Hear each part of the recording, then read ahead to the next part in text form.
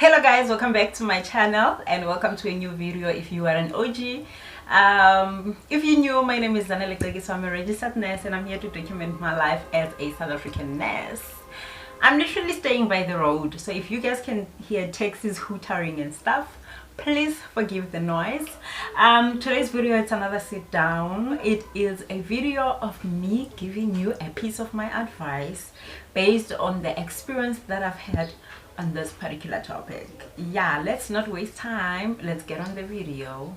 All right, good people, we all know that disclosing your status, your HIV status to your partner, it is not as simple as ABC.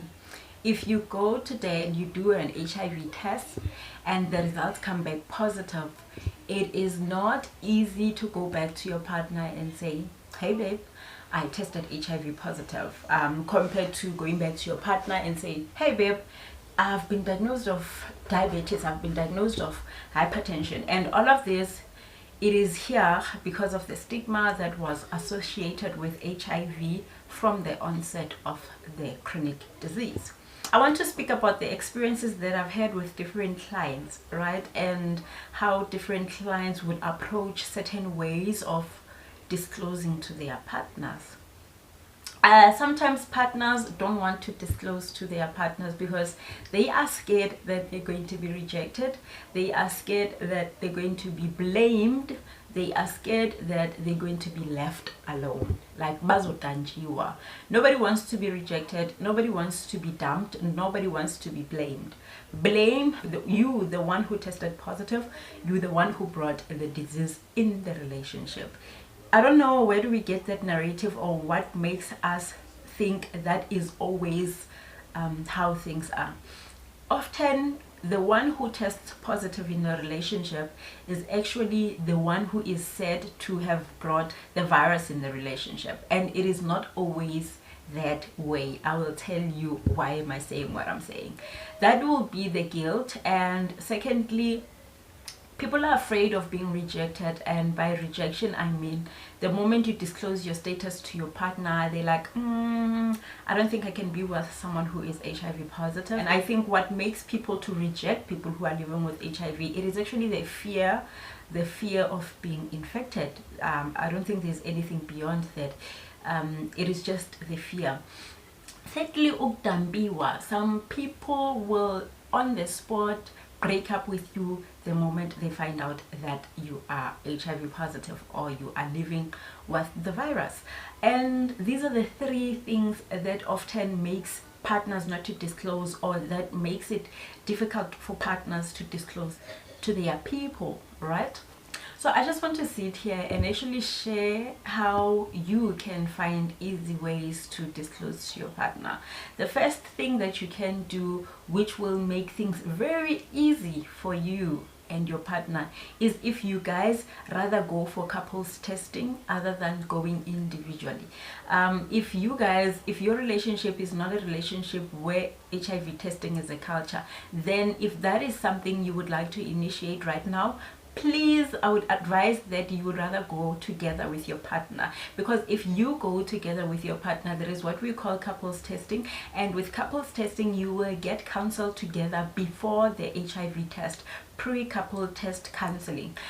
This is where the counselor, the doctor, the nurse will be counseling you guys and actually preparing you guys for whatever results that may come out of the HIV tests. So this one, it is a lot better because it eradicates the responsibility, or not necessarily eradicates, but it reduces the responsibility on your shoulders as the partner that can test positive to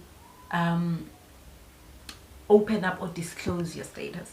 So during couples testing, you and your partner can choose if you want to do the test together, or if you want to do the counseling together but do the test separately, or you want to do the test together, get the results together, or you want to do the test together but get the results separately.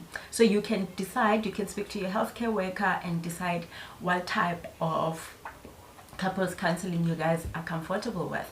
But my advice is the one where you do the pre-counseling together, you also do the tests together, you also do the post-counseling together. Post counseling happens obviously after you've received your results. I would also advise that you would rather opt to receive your results together with your partner at the same time. In that way, whatever reactions or whatever feelings that may arise during that particular time, obviously you and your partner won't be mentally stable at that particular time. There's going to be anxiety, there's going to be fear, there's going to be a lot of emotions involved.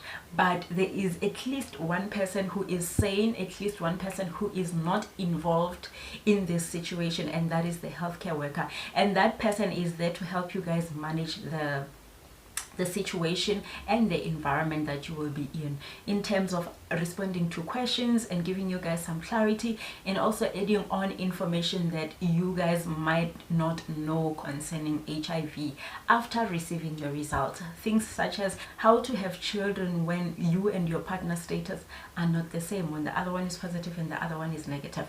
So disclosing in front of a healthcare worker helps in that way, in a way that when your partner starts asking questions that you might not have answers for, the healthcare worker can jump in and answer in those situations. So the healthcare worker will be there to rescue you if you are the one who is positive, and if you are the one who is negative, the healthcare worker will be there to reassure you and also reassure your partner and help you guys to transition from living the life that you were living to the new lifestyle that you will be expected to adopt. The other way that people often opt to use in terms of disclosing is if you go and test at the clinic or at the doctor or wherever you decide to test, and you are alone, what you can do is to ask the healthcare worker if you can bring in your partner. And when you bring in your partner, you don't necessarily have to tell your partner, oh, Z, can we please go to the clinic? We're going to test for HIV because I also tested last week. No, just say, Z, at the clinic they said I must call you, because sometimes we do give you guys slips, right? The partner notification slips. They can be for different types of sexual transmitted infections. So you can always ask your partner to say, hey, I went to the clinic the other day and they said I must bring you. And like a muza, or when they're asking you what is it for, just tell them you don't know. You'll find out at the clinic. The nurse said you'll find out at the clinic.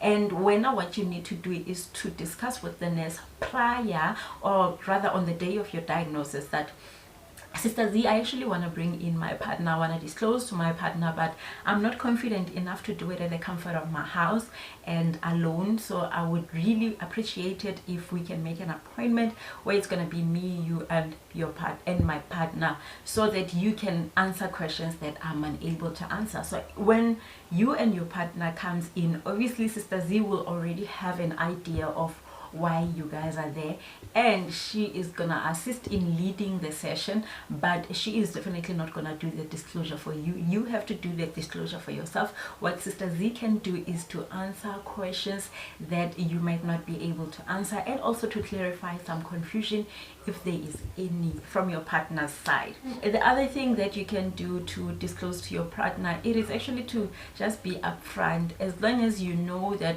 you and your partner have good communication skills, because you don't want to disclose in a relationship that doesn't have good communication skills, and then next thing things are backfiring. Zanele is now suddenly throwing words at you, swearing at you, and blaming you for infecting her even long before she could even get tested. So the best thing is, if you know and you are certain, I think this is one method that I often recommend to my clients the least. If you are certain, if you know that your relationship communication skills are actually good, and you believe that you have the capacity to answer questions that may come from the other party, and you are ready to receive whatever emotions that may arise from the other party, then you can definitely disclose. But if you are not ready, if you are not sure of how to handle a disclosure, or how to do a disclosure to someone close to you, if you don't have good communication skills in your relationship, then my advice would definitely be that you pick the first two methods that I spoke about, where you go and you test with your partner at the same time, or where you go, you get tested. If you are positive, you come back and you bring your partner and you disclose in front of a healthcare worker to assist you. But if you are certain that you and your partner are in good standing, you've spoken about HIV in several occasions before you can get tested, and you know your partner's perspective or perception about people living with HIV, if you are certain and you know that your HIV status will not negatively affect your relationship, because the moment it negatively affects your relationship, it also means it's gonna negatively affect you, and it's also gonna instill stress on you. So it's also gonna help you to know what to expect, basically. My sister really distracted me, you guys. Yeah, but what I was saying is, if you know that you and your partner have a good communication basis in your relationship, even concerning issues related to HIV, then you can definitely disclose at the comfort of your own house and at the comfort of your own private space to your partner. I hope this video will assist someone. This video actually is inspired and motivated by the lot of DMs that I receive and a lot of conversations that I get to have with people who are newly diagnosed with HIV. It is really not an easy thing to disclose to a partner, as much as it is not an easy thing to also disclose to a family.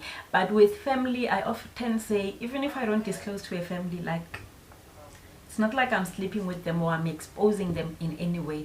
But with your partner, it's different. You owe it to your partner for them to know. It's unfair for you to expose them to the virus without their knowledge. It's really unfair. So I'm hoping this video will assist someone who is probably a newly diagnosed HIV client, or someone who has never tested in their life and they're actually considering testing, but they fear being rejected if they test positive. They fear living with HIV completely. They fear losing their loved ones. So I'm really hoping this video will give someone an insight of what to do if they find themselves in those shoes. I'm grateful for you guys always tuning into my videos and liking, commenting. I see y'all all the times, and I'm super grateful and thankful. Thank you for 3,000 subscribers, but I think I've said this already, but I'm super grateful. If I haven't said it, I'm grateful for the 3,000 subscribers that you guys have put me on, and I am asking you to subscribe if you're new. If you're viewing my videos for the first time, please subscribe and comment down below if you're having any questions that you want to ask me. You can also find me on my socials if you want to be private. I am on Instagram as I am Nessie. I'm also on Twitter as I am Nessie. I'm also on Facebook on the Nessie's Facebook page. So yeah, I'll see you guys on my next one. Bye guys.